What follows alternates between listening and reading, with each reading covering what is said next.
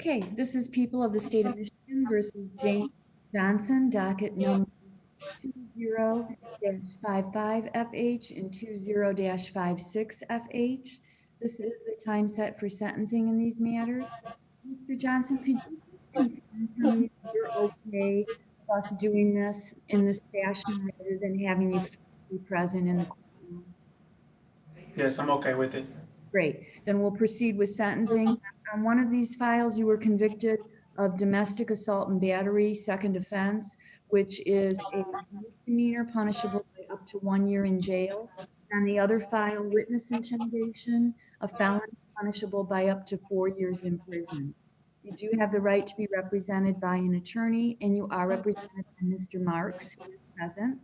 And Mr. Marks, you had a chance to go through the pre-sentence report with your client. May it please the court, Your Honor. I did have the opportunity to review the pre-sentence report about 12 o'clock today via Polycom with my client. There are a couple of corrections and a possible addition that we need to make with this, Your Honor. Okay. First correction is on the second page. On the docket 2055, it shows as far as what normally would be credit time, it shows the date of 12/9, but if you look down at docket 2056, it shows the date of 12/5 of his arrest. In speaking with my client, he advised me that his arrest date was 12/4. I'll leave it to the court's discretion, rather take the 4th or the 5th. Okay, I changed it to 12/4 on both of those. The next correction, Your Honor, and sorry, I don't have any page numbers, but it's going to be the Michigan, it's going to be the part with marriage. Oh, at the end, near the end. Yes, Your Honor. Page 10. Like I said, I don't have any page numbers on my paperwork. Where it makes reference to his, the second child, the correct spelling should be Semaj.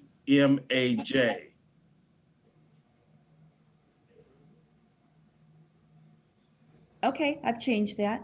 Now, just for clarification, Mr. Johnson, when we spoke earlier, I was under the impression, is this a son or a daughter? Son.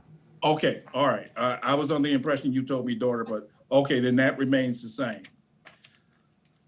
The other thing, Your Honor, in reference to I'll leave it to the court's discretion if you want to add it. Mr. Johnson advised me that his discharge date from parole has been set and is set for June 24th of this year. Is that referenced somewhere in the report? It's not referenced anywhere, Your Honor, but under what I was thinking was under evaluation and plan, the first page.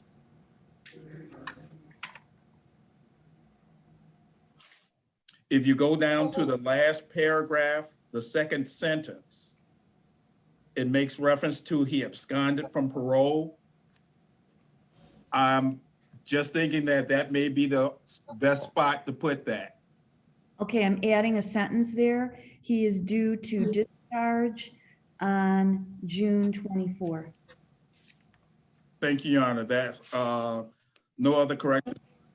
Actually, I have one. We need to back up. I'm sorry. When you were talking about the date of arrest, and it shows for the misdemeanor. My recollection is that only felonies are consecutive to parole, not misdemeanors.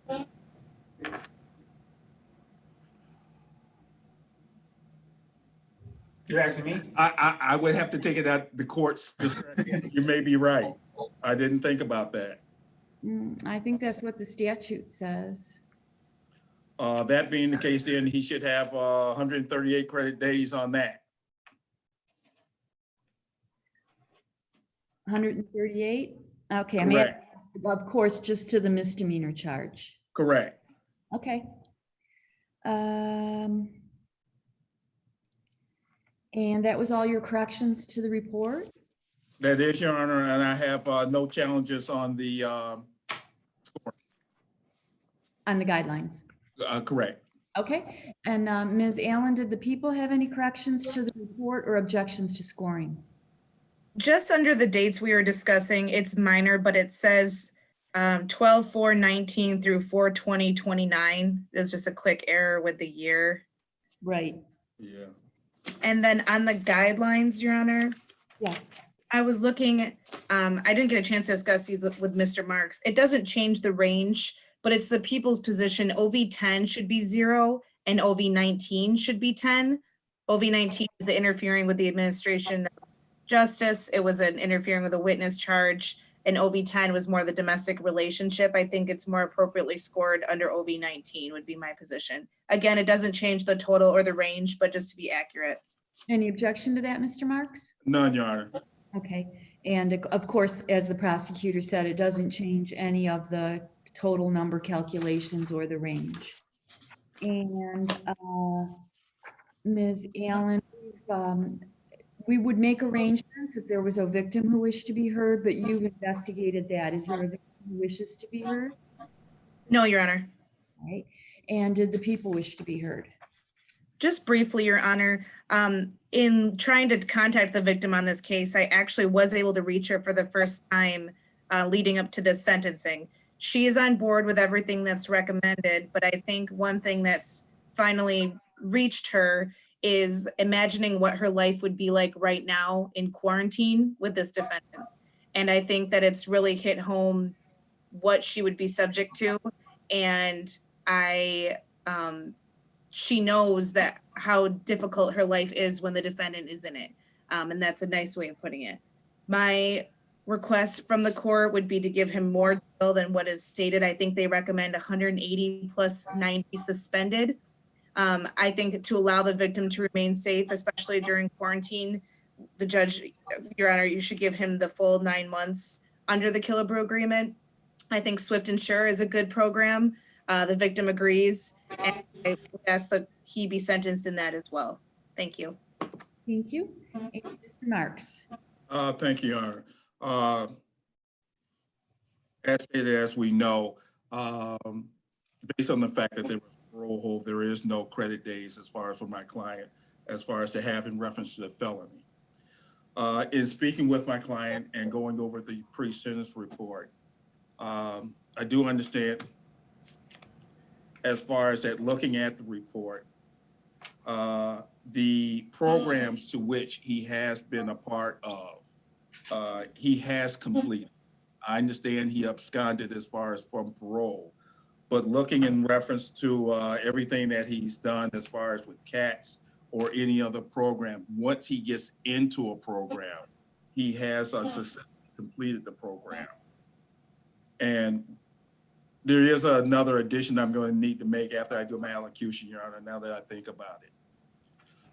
My client, he understands that things need to change, that things need to change big time, because it's quite natural if he continues on this path. He's already done prison time of up to about 7 years. His next situation, it could be double digits easily for him to be sentenced to prison. So he understands that. Furthermore, Your Honor, he understands that, as I stated, that he needs to change things. He knows what's right. He knows what's wrong. He knows what is expected of him and able to be a productive member of society. We talked about as far as the Swift and Sure, he's in complete agreement with it. If I'm not mistaken, the program would also address cognitive thinking, if I understand Swift and Sure completely. And that will take away as far as the impulsiveness my client seems to have in conducting his life. So he understands that the Swift and Sure program would help him. What I would ask of the court would be, let's go ahead, since he commits himself to programs, let's get him into Swift and Sure as quickly as possible. So what I'm asking of the court is to go ahead and whatever the sentence is going to be, to go ahead and suspend that and simply put him into Swift and Sure as quick as possible so that process can start. Because without that process starting immediately, I understand the recommendation by APA Allen of as far as for the protection of the victim in this matter, but I believe the Swift and Sure program will help more that way in his impulse behavior than anything else. So what I would ask of the court would be that, Your Honor. Thank you. And did you say you had another correction to make? Yes.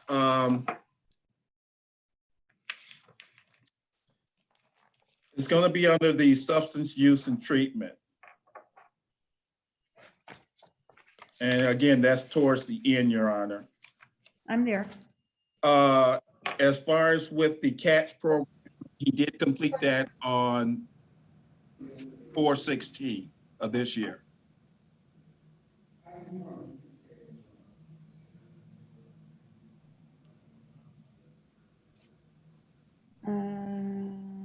Okay.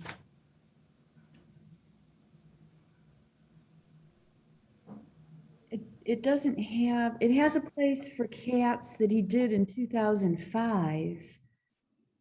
And then I'm showing St. Vincent's, and then I'm showing the CATS program again, starting in 2020. You're right. Yeah, I see it. Yeah, and he has completed that as of April 16th, Your Honor. Okay, so I changed that to 4 of 2020 and then completed, yes. Thank you, Your Honor. Okay, and Mr. Johnson, I did get a letter from you, but was there anything else that you wish to say?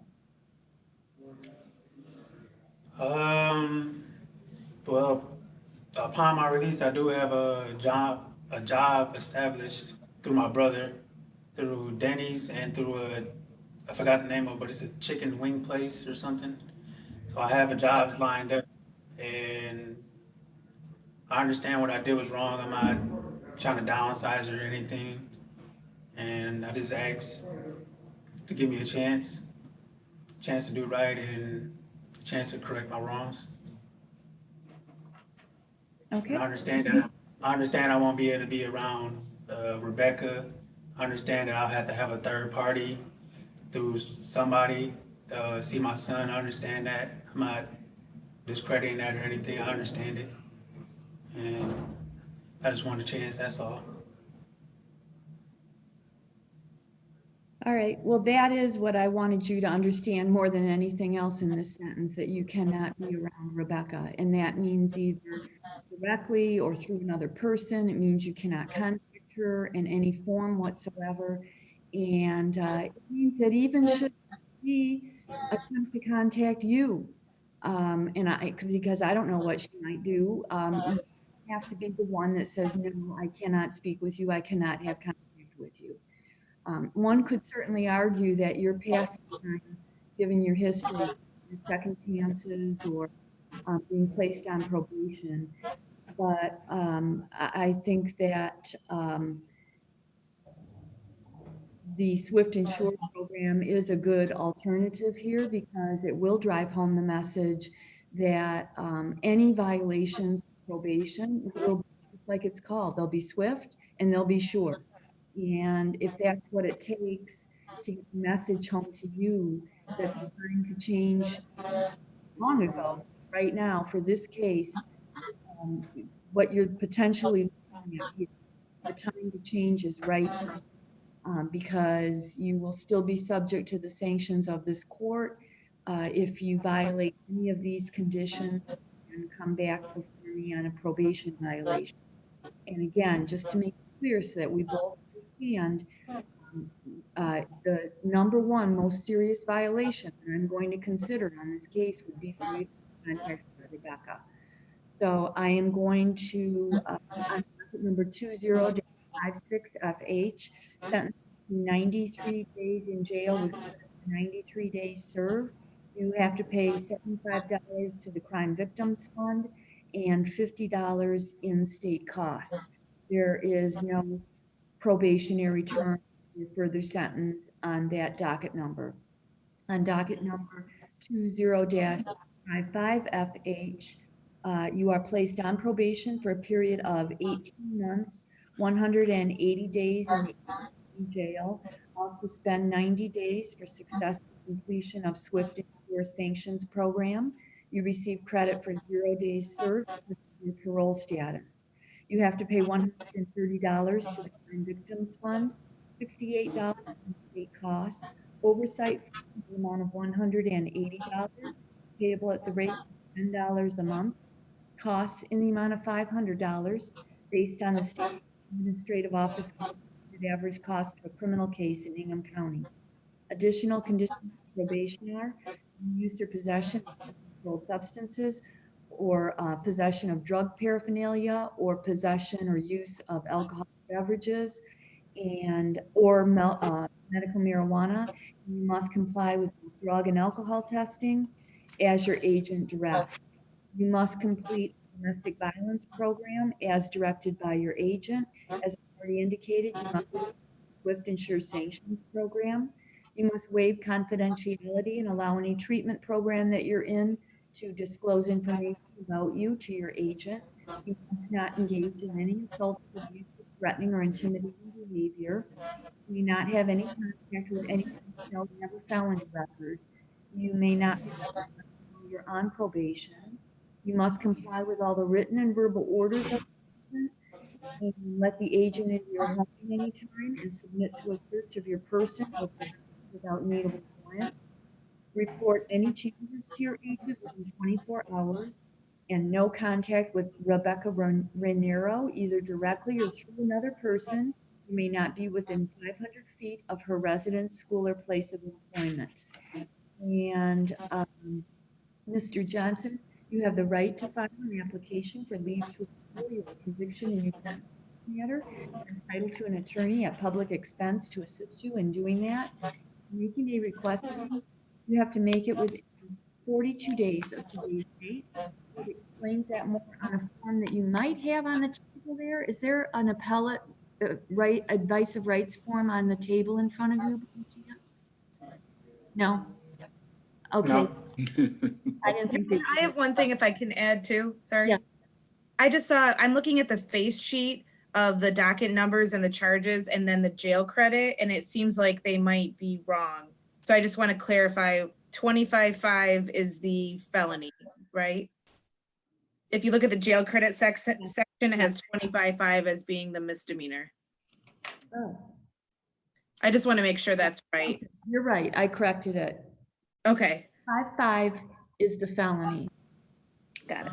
Okay, so with regard to your appellate rights, Mr. Johnson, because the jail didn't put it yet on the table or anywhere, we will mail you your advice form, and it will tell more about the rights that I just outlined for you, but you just need to be aware that the time that I gave you of 42 starts running from today's date. Okay, do you have any questions? How many jail days am I doing, you said? Like, the thing, I keep going in and out. I caught some of the stuff you said. I know, the sound's been a little off, but you're getting 90 days credit if you complete SWIFT and SURE. So I've sentenced you to 180 days, and basically I've taken half of that off for SWIFT and SURE. Well, so when do I start SWIFT and SURE? After you Wow. complete your jail term. Oh, okay. So 90 days, and then you'll start SWIFT and SURE. Okay. Okay?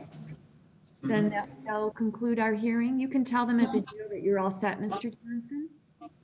All right. Thank you. You're welcome.